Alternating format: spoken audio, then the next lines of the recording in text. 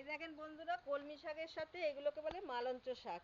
এগুলো খাওয়া যায়? বর্মা শাক বলে, হ্যাঁ এগুলো খাওয়া যায়। কলমি শাকের সাথে? হ্যাঁ, এইগুলো হচ্ছে তোমার 3-4 রকম শাক মিক্স করে রান্না করলে অনেক ভালো লাগে, আমিও করি মাঝে মধ্যে। এইগুলো তো ওই সজনা শাকের সাথেও মিক্স করে খাওয়া যায়।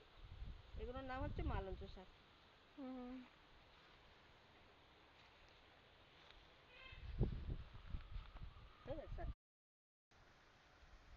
এই দেখেন বন্ধুরা, আমাদের জমিতে এই ধরনের কাটা হয়, এইগুলোকে চোর কাটা বলে। এত সারা জমিতে ভরে যায় না? এগুলো সারা জমিতেই হয়ে যায় বর্ষার সময়। এগুলো হচ্ছে চোর কাটা, কাপড়ে লাগে ভয়ঙ্কর।